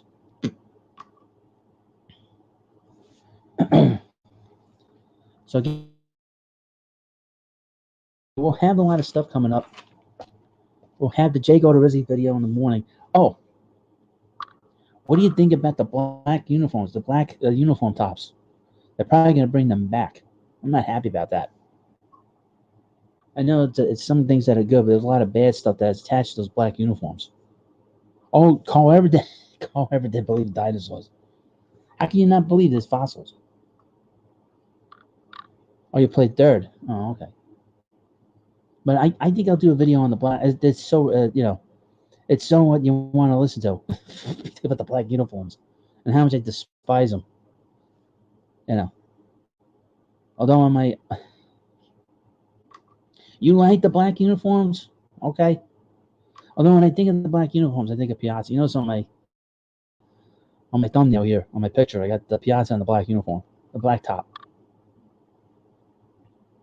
But I'm not a fan. We'll leave it at that. That's for sure. Not a fan of it. Don't get mad at me. But hopefully they'll get a GM in the next couple of weeks. Hopefully they'll sign a big free agent to shut up the media. Then they'll move on and they'll complain about something else. They haven't talked much about this scandal with the minor league teams. And they put out the story, but then they move on to it. Hopefully they'll get a catcher in the next couple of days. Barrow's going to take a while for him to sign. He's going to be his eyelashes at every team out there. you know, other than the Marlins. And he's the kind of guy, he's goofy enough to go to the Marlins. You know, he is out there. The buses don't roll. That's for sure. But I should put again my Twitter account on Twitter. My Twitter account out there for you. Give me a minute. Put my Twitter account in the chat. I'm very quiet on Twitter, to be honest with you. So here we go. It's in the chat. So if you have a Twitter account, go follow me on there. And I do have a second channel called Combo Cut. You can find that early in the chat. I put the link in there. I'll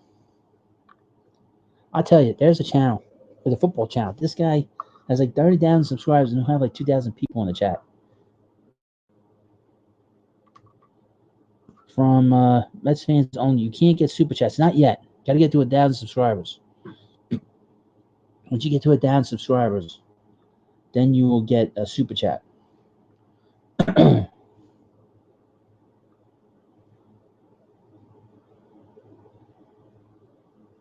So that's why, you know, why get super chats on the other channel?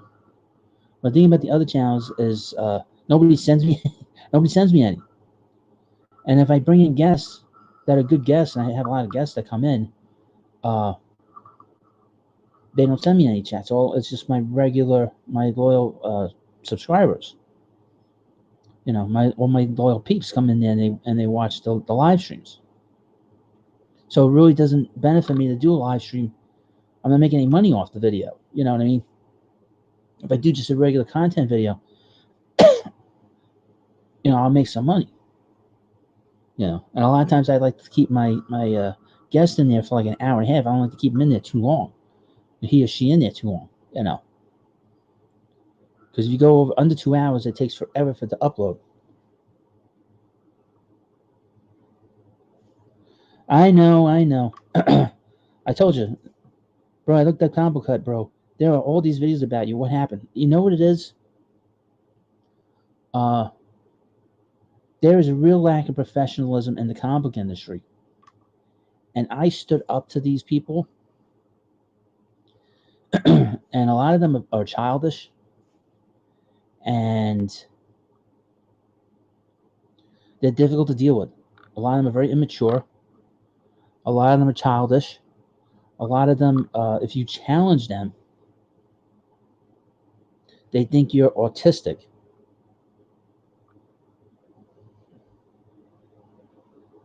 And so they're difficult to deal with.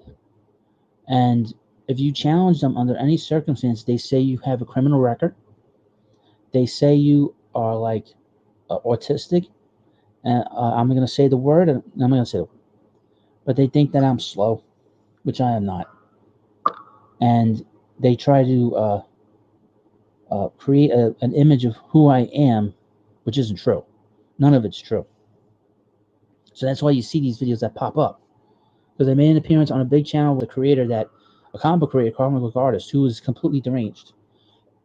And he had a harassment group that was harassing customers of his because he had crowdfunded that was late. And people were asking for refunds. And he was harassing them after he gave them refunds. So I found out about all this stuff, and they make fun of me. But it's all childish nonsense. It's all that it is. Complete total baby. Babies act like that, and they don't like it when I call them.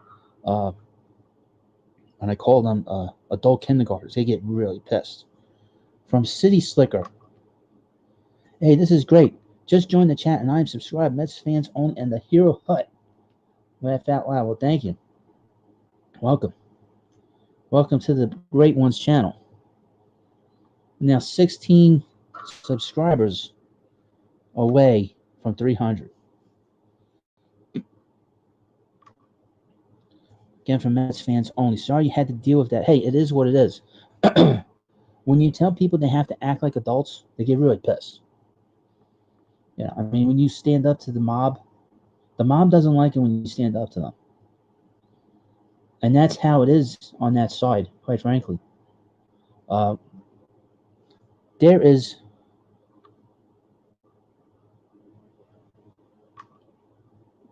yep, got from City Slick. Yep, got both these channels on my feed last week. Well, great.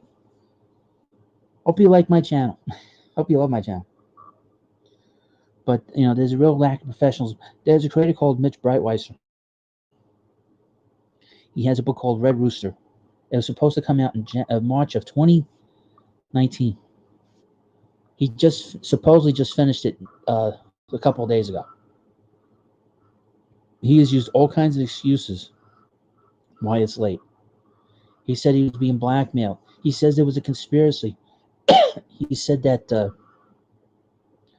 I was harassing his family. His wife came at me. This was last year. They were coming at me from all directions. And a year later, nobody has the book. Nobody has the book. They had a deal with Walmart, and the first two parts of this book is in the stores, but the backers, 3,500 backers, didn't get their book. They're still waiting. He sent out a digital copy. They only had it for a month, and it expired because you can when you send out these copies, it's like an expiration date on it. So he's just and he's still late. I said it wasn't going to come out until 2021. He said in February. I'll believe him when I see it.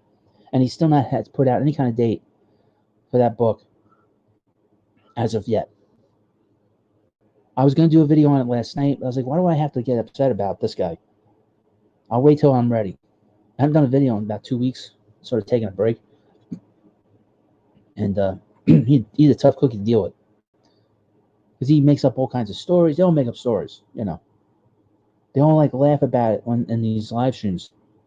But the reality is that it bugs the hell out of them. And I'm not part of any group. I'm not any part of any chat. I'm my own man. I do my own thing, Now with this channel, it's a little bit different. I have to sort of, me and Mets fans only, we're riding a wave, Our channels are Mets centric, and when you do one thing and you have the wave, you got to go with the wave. We're both dealing with the wave right now, and it's a much bigger audience. Yeah, I mean it's tough. I mean these are tough people to deal with, Like I said, and it's not worth it. Mets fans only, it's not worth it. But in the like I said, I don't know when this channel will get monetized, so that's why I'm asking people to go onto that channel and subscribe, just so I can make a little bit of money, and then I'll do a couple videos here and there, and just bring in some income a little bit, some revenue. I'm not getting all uptight about the fact that that channel doesn't make a lot of money, but anyway, Retro Gaming Plus. So if there is a DH, we swap Dom and Pete, and I think they should get Ozuna or Eddie Rosario. I don't think either one of them will be here. Eddie Rosario is a left-handed bat. They don't need him. And Ozuna, if they get Springer, they won't need Ozuna. They can always put Brandon Nimmo and have like a rotation of Nimmo, Davis, Dom Smith in left field, and put I'd love to see them put McNeil at third, quite frankly. But let me put my comic book cut link into the chat, because it's still active. I had an original channel, but I took it down. I wasn't happy with it. And these people, they like to dox you. So you got to be very careful with them, Where's my channel? All right, let me put this in the chat. So if you want to subscribe to the comic book cut, it's in the chat right now. But yeah, they're tough to deal with. Quite frankly, they're really a lot of winners there, and most of them are anonymous. I'm anonymous, which is fine. But I was never part of their discords. I was never part of their groups or their gang. I was an outsider, and being an outsider is not a bad thing. I kind of look at myself as sort of a, like a masked avenger. When I'm needed, I show up. Everybody knows that Mitch Brightweiser's book is late. I don't have to say much about it. His inaction speaks for it, you know. But again, I don't know when this channel's going to get monetized. The one thing that happens when you get to 1,000 subscribers, you'll get an email at some point, a couple days after, telling you that your channel is eligible to get monetized. And once they send that email to you, then you apply. And I don't know how long it's going to take with this channel, because the other channels I had didn't take long. So this might take a little bit longer because it's exploded. So I'm like 28% of the way there. So it's going to take a little bit of time, which I don't mind, you know. But like I said, we'll see what happens over the next couple of weeks. This channel's been going a little bit crazy with the sub count. And the sub count's going up again right now. So I'm looking at it. But if you're coming into this channel right now, I'm sorry I didn't do a better job tonight. Got sort of a little bit of a cold.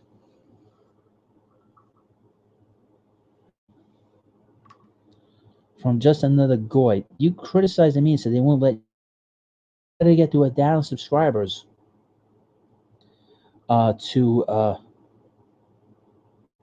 you can criticize anybody as long as it's not offensive. They don't quote unquote offensive. You can do it. I'll get monetized at some point. I'm not in any rush. You know. For Mets fans only. Hopefully in a month. Yeah, hopefully. We'll see. I wasn't expecting to have this many subscribers a week after I started doing all Mets content. I wasn't expecting that. That was a big surprise today. I've been a little slow today. I had a lot of subscribers yesterday. A lot. I had over 60 subscribers come into the channel yesterday. Again, I have a video on Jake Odorizzi tomorrow in the morning. Oh, you need 11 from 400? That's good. See, what's different is that you just did Mets content from the beginning. That's what I should have done. Mets are very popular. From just another goy. The media is untouchable nowadays. You can't criticize them without being called a Nazi or a racist. I understand that. I have my ways of going at them. Saying Maggie Gray is boring is true. You know.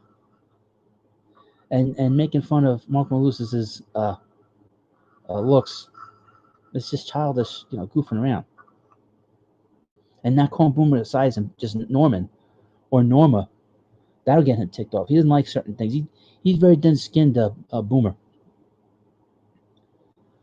And he knows that all the people, except for this guy on the weekend, they're all white. It's weird. It's weird. You tell me that there's nobody out there that they can diversify, that the people that are on there. They got Richard Neer there in the mornings every Saturday.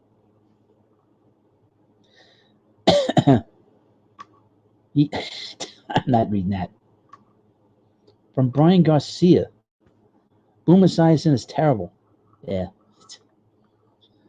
There's issues there. The little, you know, he had a concussion. You know, that's why his Jets career ended. By the way. Well, I want to thank you all for coming by. And if you're coming through here for the first time, please subscribe to this channel. Trying to get to 1,000 very quickly now. I think this channel is really going to jump over the next few days. Hopefully this video will help. I know I gained a few subscribers here tonight, even though I did not bring my A game tonight, but my D game tonight. But able to get 2 hours, that's good. Just another goy. They want to preach at us about racism, yet they're all white. Like, yeah, they're all white mofos, you know. From John and all the black guys, they always have them on at night or in the weekends. Like Tony Page is always on at night. From John Talento, FGM, that's right. That's right. So before you go, please like this video. Please like this video. Please tell your friends about this channel, the Met fans. that's pretty much all I have to say. Is I have to take a break before I do my other videos. So I want to thank you all for coming by. We'll be back here next Saturday night for another episode in baseball, and we'll do a review of the winter meetings, in particular the New York Mets, and anything else that's happened in Major League Baseball. Maybe Chris Bryant gets traded. We'll see. That's probably the big name. We'll hear Sonny Gray gets traded. And